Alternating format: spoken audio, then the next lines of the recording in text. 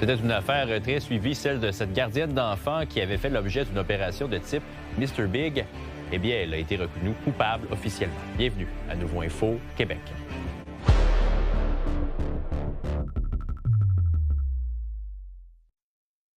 Vendredi, bon début de week-end. Une gardienne d'enfants de Québec est reconnue officiellement coupable d'homicide involontaire dans une affaire qui a attiré l'attention et qui a marqué l'imaginaire parce que la personne en question a été, a été visée par une opération d'infiltration de la part de la police du Québec. Et c'est une fillette de 13 mois qui est visée. Caroline, la juge, a notamment soulevé les nombreuses contradictions dans le discours de l'accusé tout au long du processus.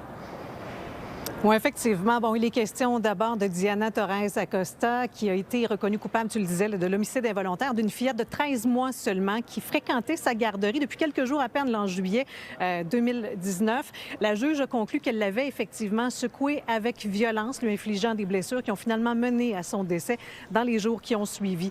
Elle n'a évidemment pas cru la version de l'accusé qui a été pleine de contradictions, une version qui s'est modifiée même au cours des procédures judiciaires. Et au contraire, la version des parents s'est montrée très sincère, crédible. Donc, c'est ce qui a été mentionné également devant la Cour aujourd'hui. Finalement, la Couronne s'est acquittée de sa tâche, soit de prouver hors de tout doute la culpabilité de l'accusé dans ce cas-ci. Il y avait les aveux qui avaient été obtenus dans le cadre d'une opération Mr. Big et par la suite, il y avait une preuve d'experts qui concluaient tous un seul diagnostic qui a causé la mort finalement de la jeune fille.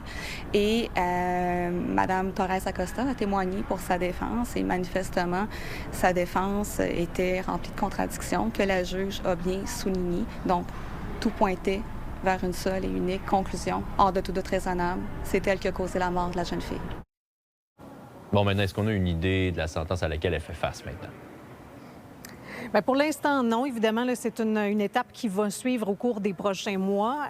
Juste après le prononcé du verdict ce matin, la Couronne a quand même demandé la détention immédiate de l'accusé. Sauf qu'au retour de la pause, bien, de nouvelles informations provenant à ce moment-là de la défense semblent avoir été satisfaisantes, là, selon la Couronne, pour que finalement on puisse simplement augmenter là, les conditions de libération de Mme Acosta.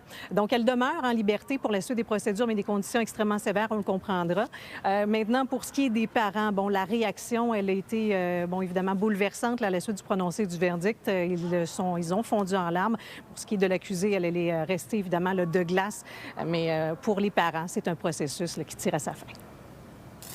C'est difficile de dire satisfaction des parents parce qu'il y a quand même un jeune enfant qui est décédé.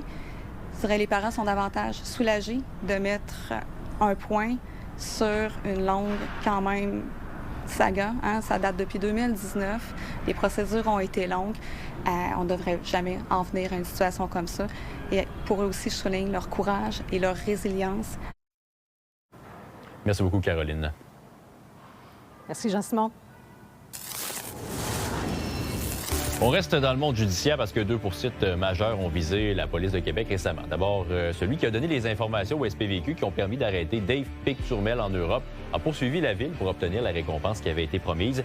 Selon Radio-Canada, le recours s'est soldé par un accord à l'amiable. Une autre poursuite a été intentée par une citoyenne qui a été poignardée par son ex-conjoint qui venait tout juste d'être libéré par les policiers. L'infirmière réclame 700 000 $. L'avocate au dossier explique les arguments de la poursuite. Ce que nous alléguons, c'est qu'il y a eu une évaluation inadéquate du risque. Les policiers étaient en présence d'un individu qui avait des antécédents judiciaires, qui était en probation dans un autre dossier. Ils ont également minimisé les faits qui étaient allégués par notre cliente à l'époque. Il avait été remis en liberté avec des conditions de ne pas rentrer en contact avec notre cliente. Il a tenté de l'appeler et il lui a envoyé des messages textes devant les policiers. Et malgré tout, les policiers n'ont rien fait. Christine Fréchette était plus pressée et désireuse de régler le dossier du tramway de Québec que son prédécesseur. En tout cas, c'est selon le ministre fédéral Joël Lightbound. Le lieutenant du Québec du gouvernement Carney trouve aussi que le Parti québécois a été désolant de bêtises, je le cite, dans son opposition au projet de TGV. Voici le reportage de Mathieu Boivin. Joël Lightbound, qu'est-ce que vous ramenez à la maison cette saison-ci? Je suis très heureux d'avoir aidé à ce qu'on règle des ententes qui traînaient depuis un bout de temps quand même avec Québec, qui veulent dire 10 milliards en infrastructure pour la province, puis plus particulièrement ici à Québec, 1,3 milliard de plus pour le projet de tramway du fédéral. Ça vient boucler le 40 % du gouvernement du Canada dans le projet de tramway. Ça fait que pour moi, c'est immense comme livrable depuis 6 mois, comme lieutenant et comme ministre de la Région de Québec. Diriez-vous que ça a été plus facile de s'entendre avec le gouvernement du Québec depuis que Mme Fréchette le dirige plutôt qu'avec M. Legault? Disons que les choses se sont accélérées avec l'arrivée de Mme Fréchette. Ça a déboulé. C'est que pour ça, oui, ça a été plus rapide. Le Parti québécois a remis en question le TGV en disant que ça va coûter bien trop cher, c'est du nation building fédéral. Prenons plutôt cet argent-là pour investir dans nos infrastructures. Qu'est-ce que vous dites à cet argument-là? Je dirais que c'est désolant de bêtise d'en arriver avec... disons, ça fait 30 ans, peut-être même plus, qu'on parle d'un train grande vitesse Québec-Toronto. Ce que le Bloc québécois puis le Parti québécois propose, c'est de nous garder 30 ans en arrière. C'est 40 % de la population du Canada qui habite sur le corridor du tracé. C'est des retombées de 31 milliards sur notre PIB, 50 000 emplois créés. Je ne peux pas concevoir un monde dans lequel, disons, un parti qui se veut visionnaire est contre le projet de TGV. Je veux dire, je pense que la plupart des Québécois aussi le comprennent, là, que c'est un projet qui a énormément de mérite et qu'on doit faire. Parlant d'un projet qui a peut-être du mérite et que peut-être faudrait faire, le troisième lien, un appel d'offres a été lancé à l'international. Est-ce que le fédéral suit ça avec intérêt? Je suis ça, mais pour l'instant, comme en fait depuis qu'on parle du troisième lien, il n'y a toujours pas de demande du gouvernement du Québec parce qu'il n'y a toujours pas de projet. Donc, on va le suivre, puis si une demande viendra, on verra à ce moment-là. Mais au moment où on se parle, pour vous, c'est pas encore quelque chose dans les cartes, là? Non. Le projet de loi C-34 est assez bien reçu sur les restrictions des réseaux sociaux pour les jeunes de moins de 16 ans. Il y a des inquiétudes, cependant, sur la vie privée, puis le Big Brother que le fédéral pourrait peut-être se donner en se donnant le droit de l'inspecter peut-être un peu trop étroitement, ce que les gens font sur les réseaux sociaux. Moi, je ne vois pas de crédibilité à ces arguments-là. Comment est-ce que ça va être opérationnalisé? Il reste... Il y a la commission qui va être mise sur pied. On va s'inspirer de ce qui se fait ailleurs, puis on va s'assurer, évidemment, de respecter la vie privée des Canadiens. Ça, c'est fondamental. Mais l'objectif de protéger les enfants, pour moi, je crois que tout le monde se rallie derrière ça, là. En terminant, M. le ministre, est-ce qu'il y a un point que vous aimeriez rejouer des derniers mois? Un moins bon coup? Un moins bon coup des derniers mois, ça, c'est la question. Je suis quelqu'un de humble dans la vie, mais dans la dernière année, je pense que ça va assez bien. C'est les échos que j'entends aussi des citoyens. Je suis en train de vous donner des bons coups, ça marche pas. Non, j'ai de la misère à répondre à la question. Merci beaucoup, M. Merci, Mathieu. Passez un bon été. Il a été question pas mal de mobilité cette semaine, du RTC, de à vélo. On va décortiquer ça avec notre collaborateur Hugo Langlois qui est avec moi en studio. Bonsoir, Hugo. Salut. Parlons du rapport du vérificateur général sur le RTC. On apprend notamment pas mal de retard dans les autobus. Qu'est-ce que t'en penses? Puis il y a quelque chose d'inquiétant là-dedans parce que, tu le dis, on est dans une ère de mobilité à Québec. Hein? On veut... Puis c'est bien, encourager les gens à diversifier leur mode de transport. On parle beaucoup de mobilité. Là, il y a le RTC qui est comme la pierre angulaire de tout ça. Cette semaine, vérificateur général qui sort pour dire, oui, comme tu l'as expliqué, un bus sur 5 qui n'est pas à l'heure. Mais il a dit plus que ça. Il a dit le RTC n'est pas capable de mesurer sa performance, n'a pas les outils pour évaluer son efficience. Donc, ce que ça nous dit, c'est que le RTC, on ne le sait pas ce qu'on peut améliorer, ou à peu près, parce qu'on n'est pas capable de mesurer, justement, nos indicateurs. L'administration Marchand, par contre, a l'air plutôt satisfaite malgré tout. Ma grande surprise. Yannick Fauteux, qui, lui, est le président du RTC. C'est un conseiller municipal à qui on a confié le mandat. Il se fait poser la question. Mathieu Boivin, notre collègue, qui lui demande, êtes-vous gêné? Il répond, écoutez, nous, on trouve que les standards sont irréalistes. On va modifier les standards. La réponse, c'est pas ça. La réponse, c'est de dire non, je suis pas content. Je veux que le RTC s'améliore. Je veux qu'on travaille sur des méthodes qui vont faire qu'on va servir les gens de meilleure façon. Puis en même temps, c'est lui qui répond. Puis c'est Mme Vallière-Roland parce que Bruno Marchand n'est pas là. Puis la véritable réponse, c'est la sienne. C'est lui le boss. C'est à lui de parler de ce qu'il pense Est-ce du qu'on prend la RTC. clientèle pour acquis, d'après toi? Mais on est menotté. À Québec, on n'a pas le choix. On a un seul service, c'est celui-là. Alors, il faut absolument que ce service-là s'améliore. On va lui confier la gestion, en fait, les opérations du tramway. Je veux dire, on s'en va vers quelque chose d'encore plus compliqué. Mais déjà, ce qu'on a là, on a la difficulté à bien le gérer. Quand même, un gros succès, c'est celui d'à vélo. Ça, c'est indéniable, là. Il y en a partout. Le monde l'utilise, plus de déplacements. Nécessairement, ça enlève des autos un peu, là. Non, absolument. Ça, là-dessus, il faut être bien clair. C'est un service que les gens de Québec se sont appropriés. Alors ça, c'est bien. Le défi, par contre, c'est que c'est un service qui est déficitaire. Donc, la logique est la suivante. Plus on l'utilise, plus ça coûte cher à l'État. Bon, pas normal qu'un service comme ça soit nécessairement rentable. On le sait que ça va être déficitaire. Mais le point, c'est qu'on exagère. On est tellement pompeux qu'on se dit « Hey, ça va bien, fait qu'on pousse le bouchon. » Puis là, cette semaine, on nous disait 42 % d'augmentation de l'achalandage. Les gens l'utilisent de plus en plus. C'est extraordinaire. Mais en même temps, on l'a débuté 2 semaines plus tôt. On a ajouté des stations, donc des vélos. On joue avec les chiffres d'un service qui va quand même bien. Mais juste être honnête, donnez-leur juste. Point. Merci, Hugo. Plaisir. À la prochaine. Salut. Bonne soirée.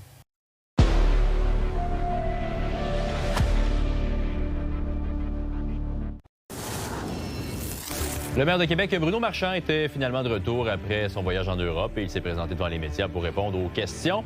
Il en a profité pour écorcher un peu Stéphane Lachance et affirmer qu'il ne demandera pas de vérification supplémentaire des dépenses de Québec international. Il a aussi ajouté qu'il envisageait de ne plus dévoiler d'estimé de coût dès le début d'une annonce de projet et juge que cette tendance se veut souvent contre-productive. On doit aller plus creux dans nos estimations pour arriver le jour où on met un prix, dire bien, ça va coûter à 80 % sûr tel prix.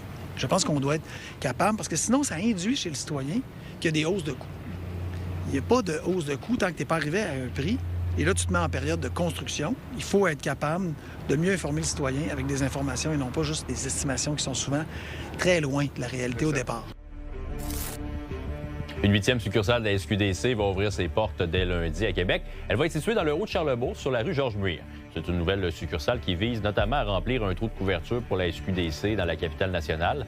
La présidente de la SQDC, d'ailleurs, en a profité pour mentionner que la perception du public avait grandement changé depuis l'arrivée de la SQDC sur le marché.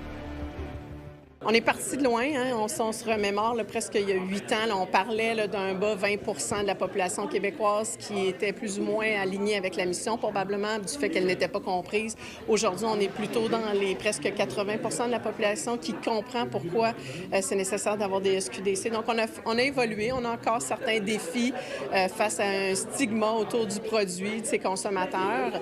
Mais je pense qu'on a fait un grand pas et on va continuer à le faire. C'est ça notre mission. Et c'est aujourd'hui que les terrasses de la Grande Allée ouvrent officiellement. Et comme c'est la coutume, il y a des festivités, des spectacles qui sont prévus ce soir et demain. Seb Lauzon s'est entretenu à ce sujet avec Clément Jacques. J'ai vendu mon troc, puis je le regrette encore. Un crise de beau troc, gris et noir. Clément Jacques, c'est l'ouverture des terrasses de la Grande Allée. C'est un classique encore une fois cette année. Ça va être à la thématique country. Puis toi, t'es là pour un show. Ça te dit quoi, toi, de venir faire un spectacle pour cet événement-là ici? Ça me dit que ça me tente en maudit parce que, first, on joue dehors. J'ai vu la place. Il y a beaucoup de place. Je pense qu'il va y avoir beaucoup de monde. Je suis en band. C'est ma fête en plus ce jour-là. Fait que c'est débile. Oui, parce que toi, tu joues demain, là, en fait. Puis t'as des invités quand même le fun. Je suis quand même bien entouré, là, tu sais, je veux dire, je suis pas à plaindre, là. Il y a Mitsu qui va venir faire une chanson qu'on n'a jamais faite encore devant le public. Puis ma chère amie Marie-May qui va venir chanter Picture aussi.